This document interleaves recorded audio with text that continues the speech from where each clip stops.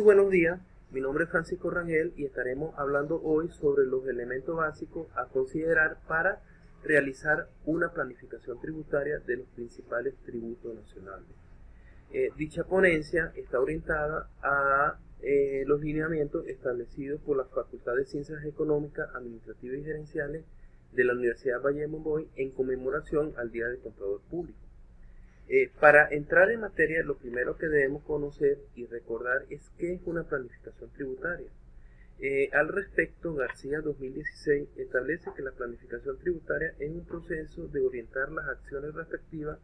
que hace que el contribuyente elija la alternativa de minimizar la tributación a través de una proyección con el fin de obtener un ahorro tributario.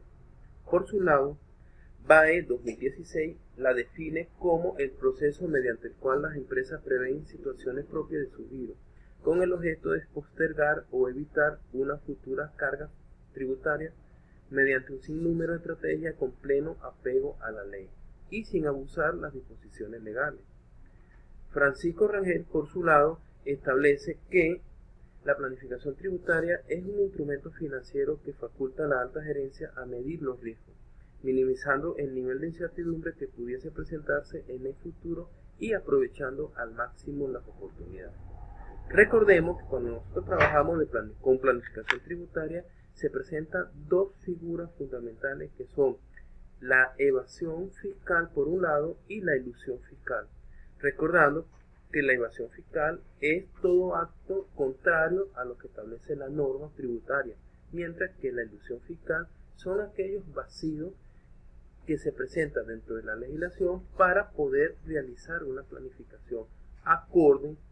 a la situación del contribuyente y orientado a cumplir de forma eficiente y correcta las obligaciones tributarias como tal. Cuando se trabaja con una planificación tributaria, dentro de sus objetivos se presenta que primero es disminuir los efectos financieros de la carga tributaria dentro de un marco legal. Como segundo objetivo se presenta definir alternativas de planificación tributaria frente a distintas medidas económicas. Y también se presenta idear o monitorear el impacto de los impuestos en las empresas y en las personas. Recordemos que la planificación tributaria no solamente se realiza dentro de una organización u empresa, también se puede realizar a una persona natural que realice actividad económica y por ello esté sujeto a tributación. Dentro de las planificaciones tributarias se presentan las siguientes clasificaciones, como lo son la planificación tributaria operativa, la planificación tributaria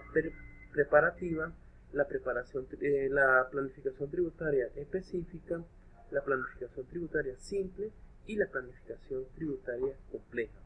dependiendo este tipo de planificación al tamaño y cantidad de operaciones económicas que esté sujeta a tributaciones que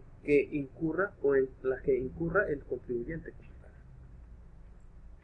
Dentro de las planificaciones tributarias tenemos que tomar en consideración tres aspectos fundamentales que la caracterizan en sí, como es la legalidad, la oportunidad y la vigencia. Recordemos que la planificación tributaria debe estar acorde a la legislación específica y esta debe tener una oportunidad de realización. No podemos trabajar con una planificación tributaria hoy con un impuesto que ha dejado de existir. Por ejemplo, hoy en día no se puede trabajar con una planificación tributaria dirigida a los activos empresariales si esto tiene más de 7 años que dejaron de existir como tal. Y la vigencia es que generalmente la planificación tributaria tiene que estar acorde a la realidad que presenta el contribuyente en un momento determinado. Otro aspecto fundamental que debemos tomar en consideración dentro de la planificación tributaria es las etapas que ésta conlleva o la fase para su respectiva implementación como tal, encontrándose entre la primera el conocimiento de las actividades económicas del contribuyente, pasando por el estudio de la realidad económica del contribuyente y culminando con el desarrollo propiamente dicho de la planificación tributaria. Para nosotros poder realizar una planificación tributaria necesariamente debemos estudiar cuál es la actividad que realiza el contribuyente, puesto a que depende de esto la cantidad y la identificación de los tributos a los cuales están sujetos. Estudiar la realidad económica del contribuyente va a depender de cuál serían sus actividades fundamentales, principales y secundarias, y estudiando los principios constitucionales a nivel tributario para no recaer, por ejemplo, en la capacidad contributiva del mismo. Y la implementación o desarrollo de la planificación tributaria propiamente dicha va a depender del tamaño, de la actividad y del tiempo en el que hay que cumplir la obligación tributaria como tal. Dentro de la planificación tributaria se presentan los siguientes elementos, como lo son el sujeto, el cual va a identificar al contribuyente beneficiado de la planificación como tal. El objeto es por qué se está realizando esa planificación tributaria y hacia dónde va, que sería la otra etapa como la finalidad. El proceso, la metodología y los medios va a identificar a la implementación propiamente dicha de la planificación tributaria, marcando las etapas, los pasos, la metodología y los canales o medios que ésta utiliza para que se lleve a cabo como tal. Toda planificación tributaria se vale o se realiza en base a los siguientes principios, como son los principios de racionalidad, los principios de previsión, los principios de utilidad, el principio de flexibilidad, el principio de continuidad y el principio de inemergencia como tal. En el caso particular, para realizar una planificación tributaria de los principales tributos a nivel venezolano, encontramos que la administración tributaria, entiéndese CNA, centra su atención a dos principales tributos, por general esto en la mayor rentabilidad o recaudación como tal. El primer tributo es el impuesto a valor agregado o el IVA, el cual es un impuesto indirecto que grava el consumo. Es un incremento en un porcentaje en el precio de cada artículo que compramos o de cada servicio que recibimos. En cada compra pagamos el precio de un bien más el porcentaje del impuesto que se le aplica a su costo. Es decir, recordemos que el impuesto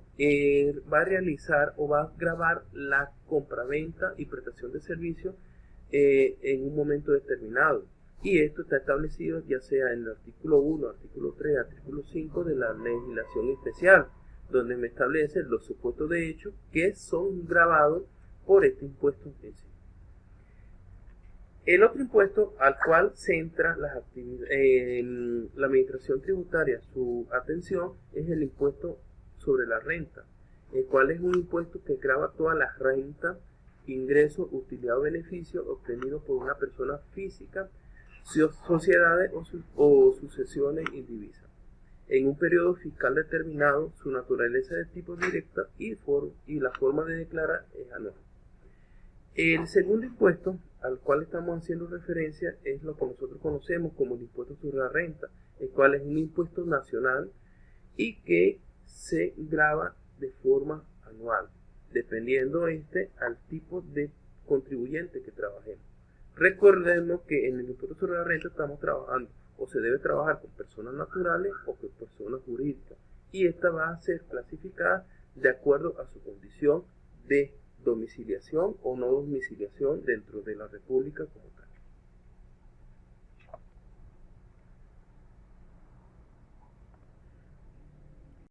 Ok, señores, visto el tema anterior relacionado a los aspectos básicos que debemos tomar en consideración para una planificación tributaria, aquí presentamos los elementos básicos que debemos considerar para que la planificación en sí se lleve o se materialice. Estos aspectos son 4 fundamentales, como lo es: el primero, la sujeción del contribuyente a los impuestos en cuestión; el segundo, la categoría de contribuyente dada por la Administración Tributaria Nacional para el cumplimiento de las obligaciones relacionadas a los impuestos; la tercera sería la forma y lapso para el cumplimiento de la obligación tributaria relacionada; y la cuarta y última sería disponibilidad financiera para cumplir con las obligaciones tributarias. Debemos aclarar una cosa, una cuestión es las etapas o las fases de la planificación tributaria, las cuales son 3, y otras cosas son los aspectos básicos que debemos considerar. aspecto básico o elemento básico, porque de esto va a depender en sí que una planificación tributaria tenga éxito o no tenga éxito como tal. Encontramos la primera, que es relacionada a la sujeción del contribuyente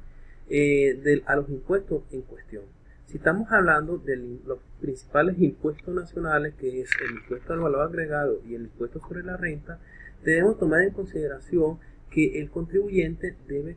centrarse principalmente a lo que establece el artículo 16 del decreto con rango, valor y fuerza de ley del impuesto al valor agregado, esta que fue promulgada en el año 2020, la cual es la última modificación que ha existido en el sistema tributario venezolano.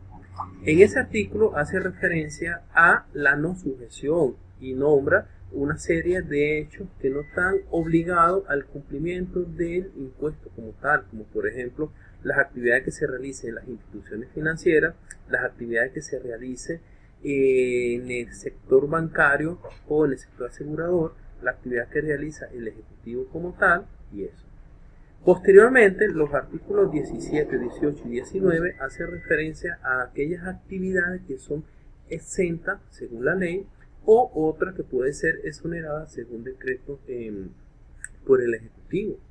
sin dejar a un lado lo que establece el artículo 3 y 5, que son fundamentales. Recordemos que el artículo 3 y 5 hace referencia a los 4 supuestos de hecho que obligan a un contribuyente a este impuesto, que son las ventas de bienes corporales, las importaciones de bienes corporales, la prestación de servicios y la exportación de bienes y servicios. Si alguna de estas actividades que realiza el contribuyente están sujetas o parcial o totalmente de manera formal o de manera ordinaria, el contribuyente tendría la obligación de cumplir con las formalidades de declarar y pagar en algunos casos el tributo como tal. A nivel del impuesto sobre la renta tenemos que tomar en consideración que existe dos tipos de contribuyentes, que son las personas naturales y las personas jurídicas, y esto está señalizado lo que es en el artículo 2 en cuestión, donde nos establece el límite que se debe tener para poder ser obligado a la declaración del impuesto sobre la renta, y hace referencia a que existen personas naturales y personas jurídicas. Una vez que se estudie en sí la sujeción de estos tributos o de estos contribuyentes a la obligación del tributo en sí, debemos tomar en consideración que algunos tributos tienen una categoría o una clasificación que el mismo CENIAL se lo da. En el caso del impuesto al valor agregado, debemos citar lo que establece el artículo 5, 6, 7 y 8, cuando hace referencia a los tipos de contribuyentes, y estos son a nivel de este impuesto los formales, los ordinarios y los sujetos pasivos especiales. Cuando se hace referencia a los contribuyentes formales, la forma del cumplimiento de esta obligación tributaria va a ser de forma y no de fondo, puesto a que tienen una categoría diferente para la declaración. Estos son aquellos que realizan total o parcialmente alguna actividad exenta, según lo que establece el artículo 17, 18 y 19, o alguna actividad exonerada si existe algún decreto establecido por el Ejecutivo en un momento determinado. En cuanto a las actividades ordinarias, son todas aquellas actividades que son gravadas según lo que establece el artículo 3 y el artículo 5 de la ley en cuestión, y que no están condicionadas por los artículos 17, 18 y 19 del envío de contra. En cuanto a los sujetos pasivos especiales, son aquellos que realizan actividades gravadas, igual que los ordinarios, pero que sus formalidades son distintas, son especiales porque se les adiciona otro tipo de formalidades, como por ejemplo las llamadas retenciones del impuesto a valor agregado. Si estamos hablando a nivel del impuesto sobre la renta, debemos recordar que existen dos categorías, lo dije anteriormente, como lo es la parte de las personas naturales y la parte de las personas jurídicas. En el caso de las personas naturales,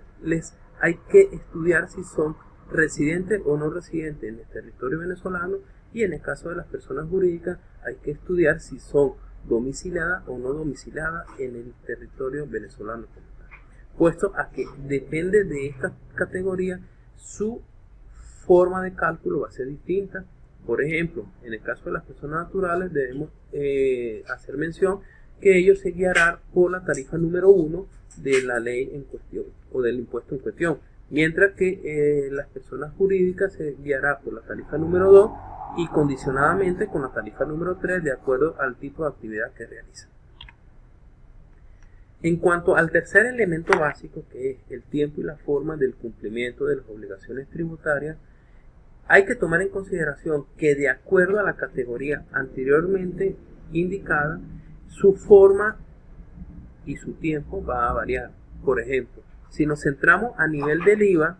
nos podemos ver que está discriminado los tres tipos de contribuyentes señalados anteriormente, como lo son